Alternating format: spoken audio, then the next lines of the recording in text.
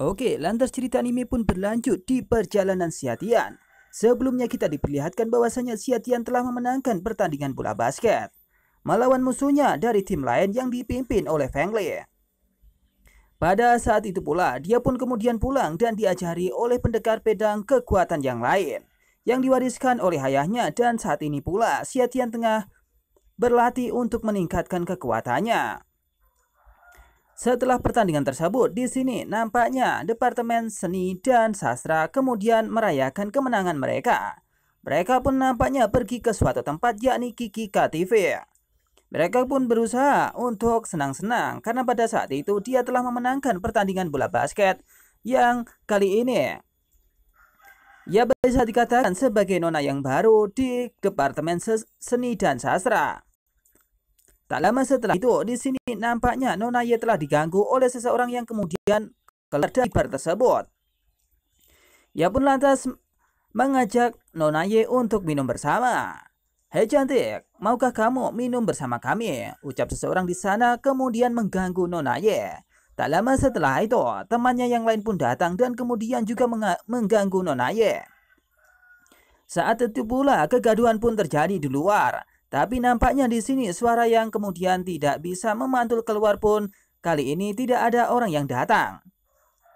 Tak lama setelah itu, di sini Nona Ye pun lantas berkata, "Hei kamu, lepaskan tanganmu." Ucapnya mengatakan itu kepada orang-orang yang mengganggu dirinya. Tapi di sini orang-orang tersebut pun tak mau melepaskan tangan tersebut. Bahkan di sini Nona Ye pun kelihatan bingung dan panik ketika orang-orang itu mengganggu dirinya. Tak lama setelah beberapa saat, di sini Yansu kemudian keluar dari ruangan. Ia pun melihat bahwasanya di sini Nona Ye telah diganggu oleh orang-orang yang ada di bar tersebut. Tak lama setelah itu, lantas di sini Nona Ye pun berkata kepada Yansu, "Hei Yansu," ucapnya mengatakan kepada Yansu. Tak lama setelah itu, di sini Nona Ye pun lantas menoleh ke arah Yansu berusaha untuk dibantu oleh Yansu. "Hei Yansu, tolong bantu aku," ucap Nona Ye berkata kepada Yansu. Tak lama setelah itu, di sini nampaknya Yansu pun berpikir sesuatu. Sebelumnya dia dikatakan bahwasanya Yansu telah suka dengan Nona Ye. Tapi di sini ia menggunakan kesempatan itu untuk mengganggu orang-orang yang ada di depannya dan bisa untuk mempercandai Nona Ye agar dia menyukai Yansu. Tak lama setelah itu, Yansu pun lantas berkata, "Hei, berjanjilah untuk menjadi pacarku dan aku akan membantumu." Ucap Yansu mengatakan itu kepada Nona Ye. Jika di sini dia berjanji akan menjadi pacarnya, maka Yansu akan membantu dirinya. Tak lama setelah itu, di sini Nona Ye yang kesal kepada Yansu lantas berkata, "Hei, bagaimana bisa Anda bisa memanfaatkan orang lain?" Ucapnya mengatakan itu, padahal kali ini situasi tengah terdesak dan Nona Ye butuh bantuan dari Yansu. Kenapa malah digunakan sebagai kesempatan untuk mengatakan cinta kepada Yansu? Tak lama setelah itu, terdengar suara yang aneh dari luar. Di sini teman-teman dari Departemen Seni dan Sastra kemudian keluar. Nampaknya itu adalah teman dari Nona Ye dan kemudian itu adalah teman yang lain dari Departemen Sastra dan Seni. Tak lama setelah itu, di sini teman dari Nona Ye pun lantas berkata, "Hei Shinsu, ada apa?" ucapnya kemudian berkata kepada Nona Ye. Tak lama setelah itu, di sini temannya yang lain pun juga membantu. "Hei, apa yang kamu lakukan? Lepaskan saudari Shinsu atau Nona Ye tersebut," ucapnya mengatakan itu. Ia mengatakan bahwasanya dia tidak boleh mengganggu seorang wanita, maka dari itu dia harus melepaskan tangannya dari cengkraman tersebut. Setelah beberapa saat, di sini nampaknya orang-orang tersebut pun kemudian ingin pergi meninggalkan mereka. Tapi mereka ingin mencari teman yang baru dan ingin mengganggu mereka agar Nona Ye mau diajak minum bersama. "Hei kamu, tunggu di sini," ucapnya mengatakan itu. Lantas seseorang di sana kemudian pergi.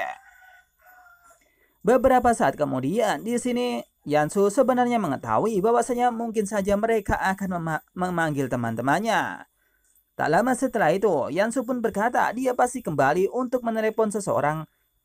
"Anda tidak dapat menghindari masalah ini. Departemen olahraga kami bernyanyi di sebelah. Jika Anda setuju untuk menjadi pacar saya, maka saya akan membantu Anda dan akan memberi kode bahwasanya mereka akan pergi setelah ini." ucap Yansu mengatakan itu kepada Nona Ye. Di sini Nona Ye pun terus marah kepada Yansu karena dia tidak dibantu sama sekali. Lantas dia pun berkata sambil ngomel-ngomel kepada Yansu. Hei, jangan pikirkan itu, ucapnya mengatakan itu kepada Yansu.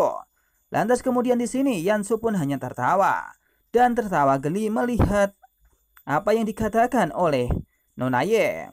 Beberapa saat kemudian di sini nampaknya Yansu pun tersenyum bahwasanya dia akan mengatakan cinta kepada Yansu. Hei, kesampingkan ini. Terakhir kali saya berbicara tentang tantangan, ucapnya mengatakan itu.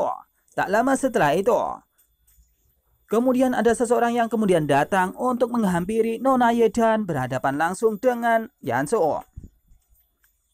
Ia pun kemudian berjalan menuju ke arah Yansu. Tak lama setelah itu, di sini Yansu pun berpikiran bahwasanya Nona Ye akan mau menerima cintanya. Beberapa saat kemudian, seseorang pun datang dari belakang. Nampak raut muka yang sangat ganas dan dia bertubuh kekar. Beberapa saat kemudian dia pun menuju ke arah Yansu dan menabraknya dengan begitu tegas. Hei, apakah Anda suaminya? Ucapnya mengatakan itu kepada Yansu. Yansu dengan panik di sini melihat ke belakang dan dia mengetahui bahwasanya ada seseorang yang sangat besar. Ia pun sambil terbata-bata berkata kepada orang tersebut, Tidak, aku tidak mengenalnya. Ucapnya mengatakan itu kepada monster besar yang ada di belakangnya. Mendengar dari perkataan Yansu di sini, Nona Ye pun tampaknya kesal. Dia pun lantas mengomel-ngomel kepada Yansu dan berkata, Hei, Anda ini, ucapnya mengatakan itu kepada Yansu. Setelah itu, Yansu pun dibiarkan oleh orang tersebut untuk pergi. Tapi di sini, orang tersebut malah mengganggu Nona Ye juga. Hei, gadis, ikutlah minum denganku, ucap orang besar tersebut berkata kepada Nona Ye. Tampaknya karena kecantikan dari Nona Ye, di sini semua orang pun tergagum-gagum dan ingin mengajaknya untuk bersama. Tak lama setelah itu, dari depan Departemen Seni dan Sastra pun membantu Nona Ye yang ada di sana. Karena dia adalah temannya, maka dari itu mereka akan dibantu secara bersama-sama. Hei, tidak ada. Kau tidak boleh menganiaya gadis ini, ucapnya mengatakan itu kepada orang tersebut. Tak lama setelah itu, Nona Ye pun kelihatannya ketakutan dan seseorang dari Departemen Seni dan Sastra pun juga berkata, Hei kamu, apa yang akan kamu lakukan? Ucapnya mengatakan itu. Nampaknya di sini teman-teman dari departemen akan membantu Nona Ye. Dan di sini orang bertubuh kekar tersebut pun bersemangat jika ada orang yang membantu dan akan menghajar mereka semua. Hei minggir, kau jalan dan berhati-hatilah agar aku mematahkan lehermu, ucapnya sambil menggertak orang-orang tersebut. Di sini menyadari bahwasanya akan ada baku hantam, Nona Ye pun lantas berpikir bahwasanya dia harus menelepon si Atian untuk dibantu olehnya. Dengan nada yang kebingungan di sini, Nona Ye pun lantas mengeluarkan handphonenya dan kemudian mencari nomor si Atian. Ia pun lantas berkata dalam hati, ini mungkin sesuatu yang buruk dan aku harus meneleponnya. Seketika itu, Nona Ye pun lantas menelepon si Atian. Tak lama setelah itu, Shin pun diperlihatkan di rumah si Atian. Saat ini si Atian pun tengah berlatih kekuatan barunya yang telah diajarkan oleh pendekar pedang yang sangat fenomenal. Pada saat itu pula kita diperlihatkan di sini di kediaman si Atian. Ia pun nampaknya berlatih di dalam rumah. Dan kemudian tak lama setelah itu telepon pun berbunyi dari HP-nya. Di sini nampaknya si Atian pun sedang berlatih. Setelah mendengar ringtone dari HP tersebut, di sini si Atian pun bergegas untuk menghampirinya. Beberapa saat kemudian, si Atian pun kemudian mengetahui bahwasanya dia adalah Nona Ye yang menghubunginya untuk meminta bantuan. Hei, halo, ada apa? Ucap dari si Atian mengatakan itu. Hei, apa? Oke, saya akan segera ke sana. Ucap dari si Atian mengatakan itu kepada Nona Ye. Tak lama setelah itu, si Atian pun bergegas untuk mengenakan baju dan bersiap untuk meninggalkan rumahnya dan akan membantu sepupunya tersebut. Dengan secepat kilat di sini nampaknya si Atian pun langsung bergegas untuk pergi. Saatnya mempraktekkan apa yang guru ajarkan kepadaku. Kali ini mungkin aku akan bisa untuk memukuli orang. Seketika itu si Atian pun bergegas dan pergi meninggalkan rumahnya dengan kecepatan penuh. Nampaknya di sini berkat latihannya, Xiatian pun mampu untuk berlari cukup kencang. Yang pertama adalah langkah abadi di awan. Ucap dari Xiatian saat ini menggunakan langkah abadi dari awan yang diajarkan oleh pendekar pedang. Maka seketika itu Xiatian pun bertambah kuat dan larinya lebih kencang dari yang biasanya. Bahkan jika dikatakan bahwasanya mungkin ini akan lebih dari 1000 cc. Bus. Dengan berlari kencang, di sini Xiatian pun nampaknya tidak mengendarai apapun. Dia menggunakan kakinya untuk bertumbuh di tanah dan bersiap untuk menuju ke tempat Kiki KTV. Seketika itu, semua orang pun nampak panik di jalanan. Ada seseorang yang kemudian larinya lebih kencang daripada mobil-mobil yang berseliweran di kota. "Hei, apa itu?" ucap dari seseorang yang kemudian kagum melihat Xiatian bergegas pergi meninggalkan tempat tersebut dan dia berjalan dengan begitu cepat. Tak lama setelah itu, di sini nampaknya Xiatian sudah sampai di Kiki KTV. Ia pun sudah ada di sana dan bersiap untuk masuk ke tempat tersebut. Di sini Xiatian pun memikirkan strategi baru untuk menghadapi semua orang yang ada di dalam sana. Mungkin ini adalah pertempuran kali pertama ketika dia diajari sesuatu yang baru oleh gurunya, yakni pendekar pedang. Seketika itu, di sini Xin diperlihatkan. Orang-orang dari Departemen Seni dan Sastra kini telah bertarung dengan orang tersebut. Seseorang di sana yang bertubuh kekar lantas berkata, "Hei, apa yang dilihat?" ucapnya. "Aku tidak tahu apa-apa tanpamu, bos." Di sini pertempuran pun dimulai dan mereka pun diajar oleh orang yang bertubuh kekar tersebut. Sampai-sampai pukulan itu pun mendarat telak ke arah mereka semua. Dan di sini sudah dipastikan mereka pun tidak mampu untuk bangun kembali karena dia diajar oleh yang tubuh kekar tersebut. Beberapa saat kemudian, di sini nampaknya orang tersebut pun mengatakan kepada semua orang bahwasanya dirinya saat ini telah kuat dan dia sendiri tidak mampu untuk menimbang kekuatannya. Setelah orang-orang dari Departemen Seni dan Sastra di sini telah tergeletak, ia pun lantas menuju ke arah Nonaye dan berkata, sambil tersenyum dia pun berkata, "Hehehe, isolasi suara ruangan ini sangatlah bagus. Tidak ada yang akan mendengarkanmu, bahkan jika kamu berteriak sekeras-kerasnya." Ucap orang tersebut mengatakan itu kepada Nonaye.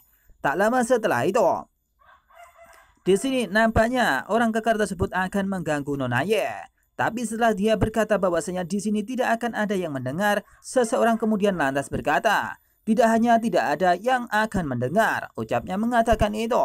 Nampak semua orang pun menoleh dan kemudian kaget siapa yang mengatakan hal tersebut.